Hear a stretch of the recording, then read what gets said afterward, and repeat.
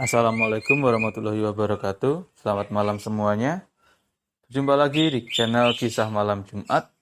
Pada kesempatan kali ini kita tidak akan membawakan sebuah cerita horor, melainkan kita akan mencoba untuk mereview sebuah film horor keluaran dari Netflix. Bagaimana kisahnya? Langsung saja kita mulai ke pembahasannya. 2500 tahun yang lalu, ada satu monster yang telah membuka gerbang neraka yang akan menimbulkan penderitaan bagi manusia. Kemudian Sang Buddha muncul di hadapannya dan mengambil mata hitam dan merahnya yang merupakan sumber kekuatan si monster. Tapi kedua bola mata itu terlepas dari tangan Buddha dan melarikan diri. Mata hitam berhasil didapatkan dan dikurung dalam peti sarira. Sedangkan mata merah lari dan masuk ke tubuh manusia selama 7 malam. Dan malam ke-8, mata merah kembali karena dia terus diincar. Dia merasa tak akan bisa kabur. Namun dia hanya berpura-pura menyerah. Mereka dikurung terpisah dalam peti sarira dan disembunyikan satu ke gurun barat dan satu di tebing terjal di timur. Sang Buddha bilang ke muridnya, kalian harus pastikan mereka tak akan bertemu lagi.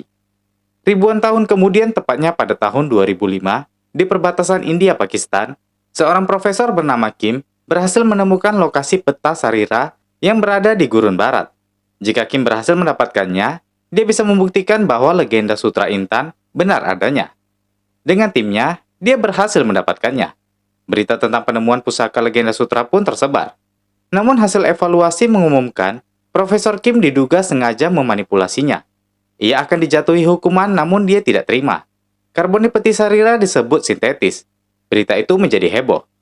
14 tahun kemudian, tepatnya di tahun 2019, gerhana bulan merah akan terlihat mulai jam 1 nanti selama 2 jam lamanya. Profesor Kim kini terlihat tak dihargai dan dicap pembohong.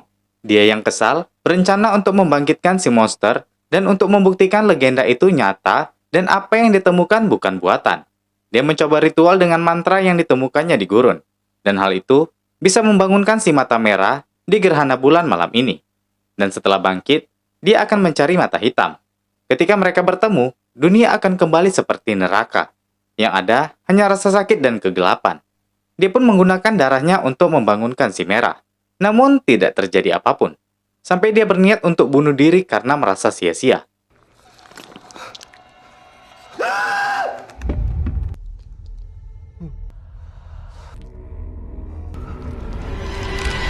Kim terbunuh. Di Guangzhou, seorang biksu pelindung mata hitam bernama Hajung merasakan kebangkitan mata merah. Dia menggeser patung Buddha yang terdapat peti sarira mata hitam. Dia berniat untuk menggagalkan si merah untuk menapaki 8 hari penyatuannya. Di hari pertama, jalan mata merah mencari si hitam. Kita diperkenalkan seorang mantan biksu bernama Sun Hua yang bekerja di bangunan.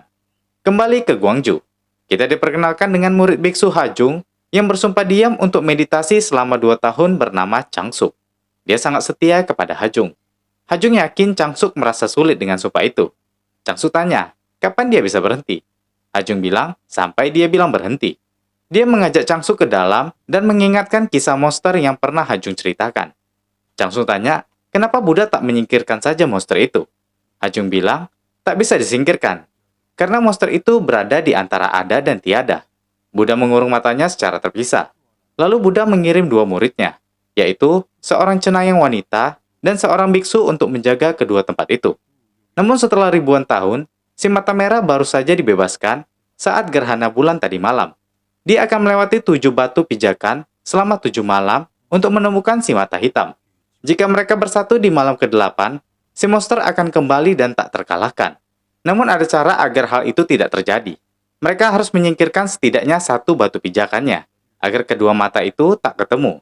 Setelah menjelaskan itu, Kim menyuruh Changsuk untuk membersihkan patung Buddha. Di Cilgok, Gyeongsang Utara, seorang pemburu tak sengaja melihat seseorang di tengah hutan. Dia adalah mata merah yang merasuki Profesor Kim.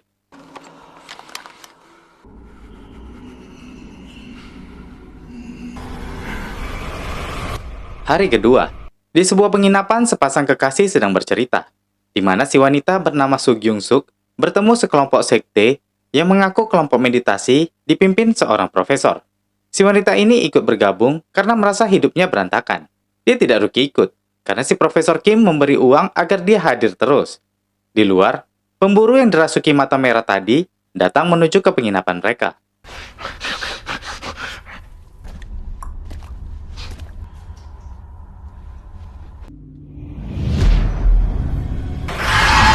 Changsuk yang sedang tidur dibangunkan Biksu Hajung untuk menemukan Biksu Sunhwa dan mengatakan padanya bahwa monster itu telah datang. Paginya saat terbangun, dia melihat Hajung tak bergerak. Dia meninggal dalam bentuk meditasi di kamarnya dengan peti sarira di sampingnya. Di hari ketiga, seorang detektif bernama Ho Tae Kim datang ke penginapan tempat kejadian semalam. Dia meminta anggotanya untuk memotret petunjuk yang ada. Motel itu cukup terpencil dan tak banyak tamu yang datang. Saat kejadian tadi malam, pemiliknya sedang tidur. Mayat pria berada di dalam kamar mandi, sedangkan si wanita menghilang. Di CCTV terlihat wanita itu meninggalkan motel. Barangnya masih tertinggal dan dia tengah dicari. Tersangkanya sendiri juga berada di kamar itu. Keadaan tubuhnya bagus saat masuk ke hotel dari CCTV. Namun sekarang sangat kering dan mengerikan. Kembali ke Changsuk. Hajung yang telah meninggal akan segera dikremasi. Changsuk bertanya ke seorang biksu penjaga, di mana Biksu Sunhwa berada. Dia ingat pesan Hajung untuk bertemu Sunhwa dan menyampaikan pesan tentang monster. Setelah si biksu beritahu, Changsuk pun mengumpulkan uangnya dan membawa peti sarira mata hitam, serta menuliskan pesan kalau dia akan kembali sebelum kremasi. Dan malam itu, dia pun pergi mencari mantan Biksu Sunhwa. Mantan Biksu Sunhwa atau nama aslinya Park Jin-so sendiri, di rumahnya sedang berkomunikasi kepada roh-roh yang marah kepadanya karena tidak bisa membantu mereka ke akhirat. Di hari keempat, saat Changsuk di terminal Daejeon, tak sengaja kertas pesannya terjatuh, dan saat dia lihat ke kursinya, tasnya yang berisi peti sarira telah hilang. Lalu ada seorang wanita yang tiba-tiba menghilang dari pandangannya. Di kantor polisi, mayat Soo Gyung-suk ditemukan di toilet umum dengan kondisi kering juga. Detektif Ho masih mencari tahu penyebab tewasnya kedua tamu dengan pemburu itu. Changsuk sendiri berhasil menemui Biksu Sunhwa. Dia langsung mengabari meninggalnya Biksu Hajung. Dan tak lupa, dia juga menyampaikan kalau monster itu telah datang. Namun barangnya telah hilang. Di tempat lain, seorang pria pengantar makanan melihat wanita yang kerasukan mata merah berjalan sendiri di dekat terowongan. Dia turun dan mengenali kalau wanita itu dari kelompok meditasi juga. Namun dia sedikit aneh.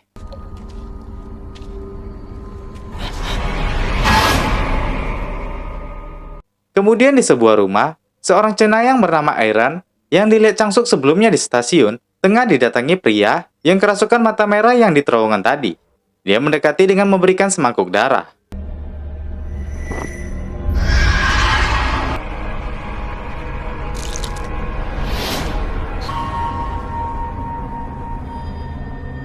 Kembali ke Changsuk, dia ketiduran karena kelelahan. Saat itu, Jinso berbicara dengan roh Hajung yang mengikuti Changsuk. Hajung mengingatkan kalau Jinso memang bertakdir membantu para arwah sampai ajalnya tiba. Dia juga bilang kalau si monster telah melompati batu pijakan dan pijakan terakhirnya adalah seorang cenayang. Hajung meminta Sunhwa untuk segera menemukan cenayang itu dan membunuhnya sebelum ditemukan si monster. Besoknya di hari kelima, Sunhwa pun bersiap membawa tasbih dan kampak dari Hajung yang memintanya menjadi penerus untuk menemukan si cenayang. Dia juga melihat baju bekas anak kecil bersama sebuah surat untuk dirinya. Dan setelah itu, dia pun pergi dengan Changsuk. Dia memilih peralatan dan juga sepatu untuk Changsuk. Changsuk yang senang, tersilap mengatakan terima kasih, membuatnya membatalkan sumpah diamnya. Setelah ke lokasi tempat cenayang, mereka tidak menemukannya. Sampai seorang warga bilang kalau dia telah pindah ke Daegu setahun yang lalu. Detektif Ho mendapat informasi dari ahli forensik kalau di kepala semua korban terdapat lubang. Dia sedang ke TKP seorang korban lagi di dekat terowongan, yaitu wanita yang diduga anggota meditasi semalam. Saat dilihat, wanita ini juga mengering dan memiliki lubang di kepalanya. Di terminal menuju ke Daegu, Jinso lagi melihat surat dan baju itu. Isi suratnya dari seorang wanita yang mengatakan dia memilih mati untuk menebus perbuatannya. Walau malu, wanita itu meminta Jinso untuk menjaga putranya Changsuk. Jinso pun teringat kecelakaan yang pernah terjadi yang mengakibatkan meninggalnya istri dan anaknya. Hingga dia berusaha membunuh anak laki-laki wanita itu yang ternyata adalah Changsuk untuk membalas perbuatannya. Di hari ke-6 saat terbangun, Jinso berusaha meninggalkan Changsuk karena tahu dia anak wanita itu. Namun dia kembali lagi dan bertanya, apa benar Biksu Hajung menyuruh Changsuk bersamanya? Changsuk menggelengkan kepala yang menandakan itu tidak benar. Itu hanya keinginan dia. Jinso bilang, mereka harus segera mencari cenayang itu. Mereka pun berpencar, hingga Jinso melihat berita wanita yang mati tak wajar di terowongan Daegu.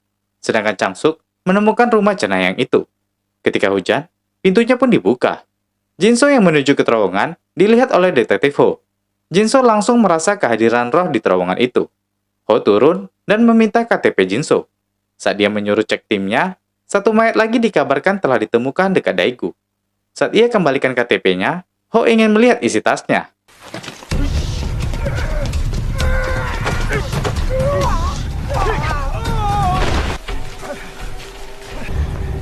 Changsuk sendiri dihidangkan teh oleh Airan. Dia tanya, apakah kita pernah ketemu? Wanita itu menggeleng menandakan tidak. Setelah hujan berhenti, dia pun pamit dan keluar kembali. Di luar, dia melihat seorang anak SMA yang kerasukan mata merah berdiri menatapnya.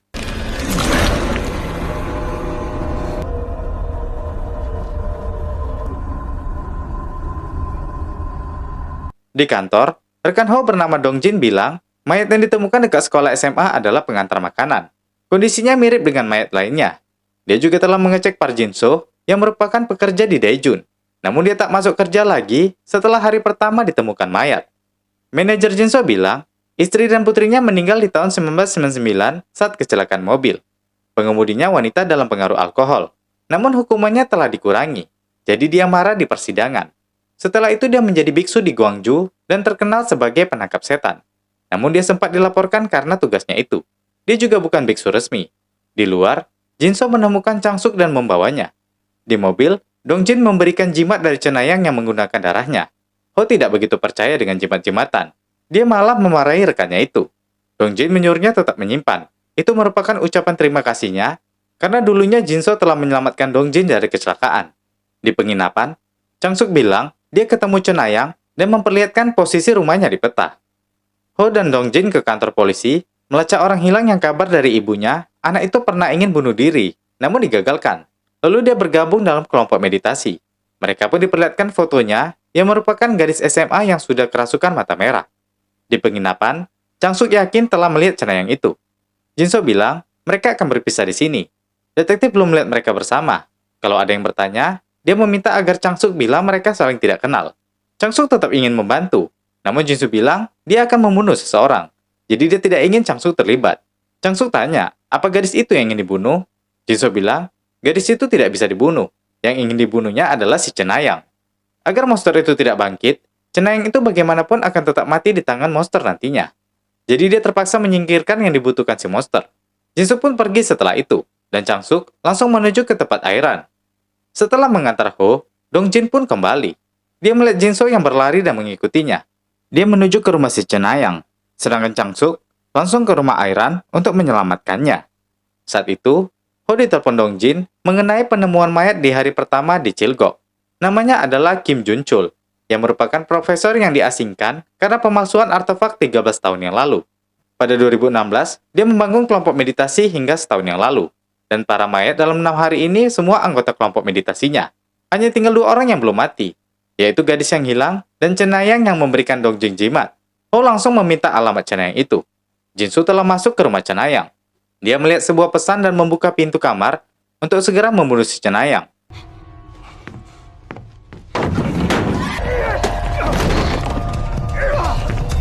Ternyata Ho telah berada duluan di rumah itu untuk menghentikan Jin-soo. Namun saat itu gadis SMA yang kerasukan hadir mencari si cenayang.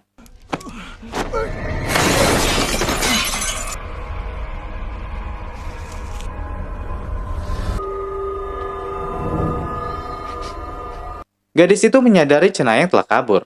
Dia segera mencarinya. Jin-soo dengan cepat menulis lambang suci Om di kampak dan mengikutinya.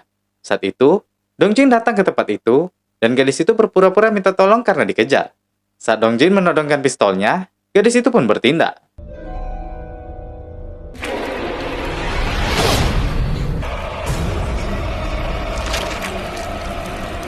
Setelah mata merah berpindah ke Dongjin, gadis itu pun mengering, dan Dongjin siap menyerang Jin-soo.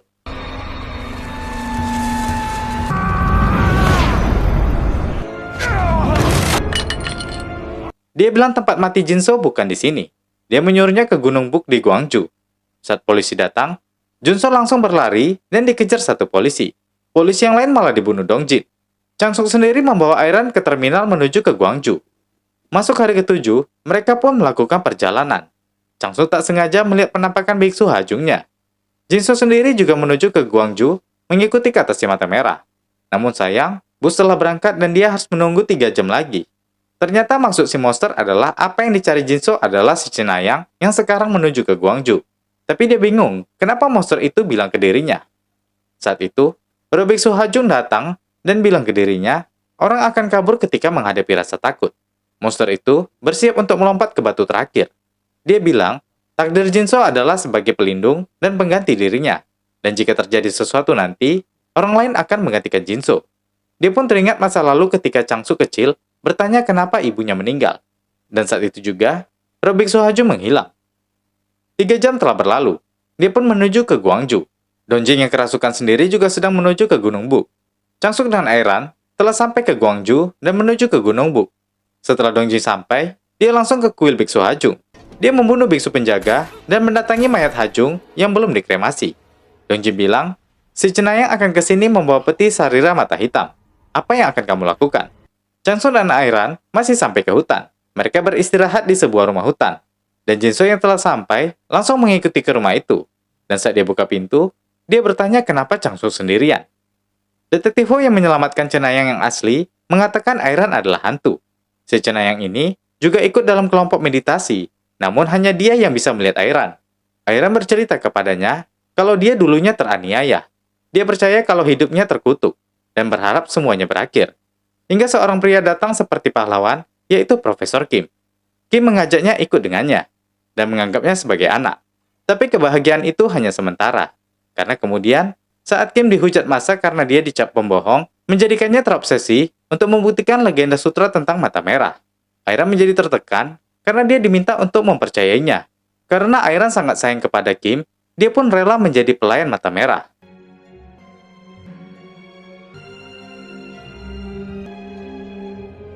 Kembali ke Changsuk, dia bingung. Jadi selama ini Airan yang dilihatnya adalah hantu yang menjaga tas peti sarira mata hitamnya. Cenayang ini juga bilang kalau dia yang memberi jimat ke Dongjin dan membuatnya secara tidak langsung menjadi anggota kelompok meditasi atau batu pijakan monster. Tidak ada anggota kelompok yang sadar kalau mereka hanya dijadikan batu pijakan monster.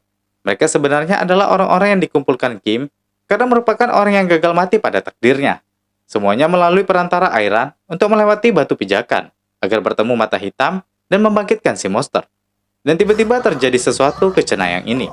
Dia bilang, Airan telah menyuruhnya bertahan di sini agar tetap hidup. Dongjin juga orang yang digagalkan kematiannya oleh Detektif Ho, padahal waktu itu sudah ajalnya. Jadi dia dijadikan korban oleh monster. Dia meminta Ho segera ke Gunung Buk untuk menuju ke sang pengendali. Changsuk diminta Jinso untuk memasang perangkap agar dapat menangkapnya. Jinso akan menjadi umpan. Dia meminta agar Changsuk mengikuti perintahnya. Dia menuliskan mantra di baju Changsuk dan memintanya jangan dilepas. Setelah memasang perangkap, Changsuk tanya, apa yang terjadi jika peti sarira mata hitam terbuka? Jinso bilang, si merah dan hitam akan bersatu yang merupakan rasa cemas dan penderitaan. Mereka akan menjadi monster yang membuat dunia menjadi neraka. Detektif Ho pun sampai pada malam itu di Gunung Buk di dekat mobil mereka. Dan tepat tengah malam masuk hari ke-8, Dongjin yang telah dirasuki segera menuju ke hutan. Jinso membacakan mantranya, sedangkan Changsuk bersembunyi. Dongjin pun datang. Changsuk dengan cepat memasang perangkap. Dan Jinso langsung memantrainya. Akhir tujuan si monster adalah Jinso. Jadi sebelumnya, dia meminta ke Changsuk, saat monster merasuki Jinso, segera bunuh dirinya. Saat itu, si monster berbisik ke Jinso, kalau Jinso terlalu bodoh. Tujuan terakhirnya adalah seseorang yang dapat membuka peti sarira. Namun karena Jinso sempat kabur dan berhenti jadi penerus, maka Jinso tak akan bisa membuka peti sariranya. Dan yang bisa membuka adalah Changsuk. Seperti terhipnotis, dia menyuruh Jinso bunuh diri. Dia meminta pelayannya yaitu Airan menemukan Changsuk. Airan yang menjadi budak pun datang ke arah Changsuk dan membuka baju mantranya.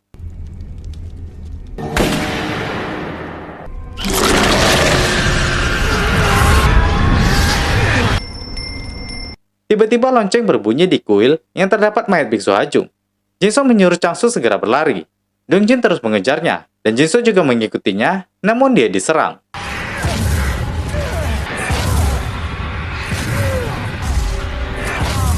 Changsuk bertemu si Detektif Ho. Ho mendekati Dongjin, namun dia tidak bisa membunuhnya karena jimat yang disimpan Ho. Sesaat Dongjin sadar, dia menyuruh Ho pergi dari sini. Saat mata merah kembali, dia mendekati Changsuk.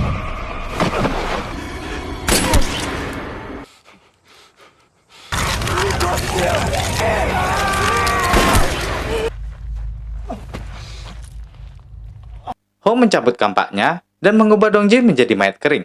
Namun mata merah telah merasuki Changsuk.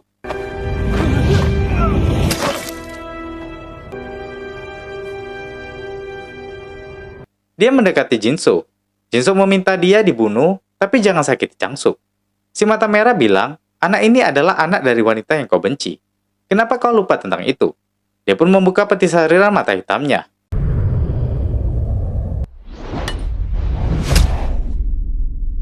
Jinso masuk ke alam lain, di mana dia mengajak Changsuk kecil. Changsuk kecil bilang ibunya telah membunuh seluruh keluarga Jinso. Jadi dia menyuruh Jinso membalasnya. Ini masih belum terlambat. Dia menyuruh untuk mengakhiri segalanya. Cekik dengan segenap tenaga, dan penderitaanmu akan segera berakhir. Jinso tidak bisa. Changsuk dewasa bilang, Jinso telah menyia-nyiakan kesempatan. Dan saat akan dibunuh, ternyata Jinso tidak menyia-nyiakan kesempatan. Dia menulis mantra di wajah Changsuk dan membuatnya sadar. Jinso meminta maaf atas segala yang terjadi, dan monster berpindah ke tubuhnya.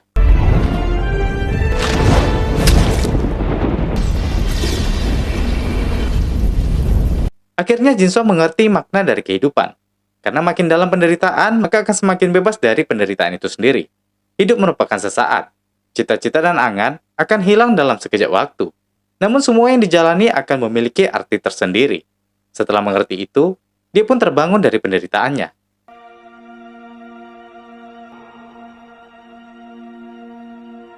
Changsuk sendiri mengembalikan peti sarira mata merah ke gurun barat.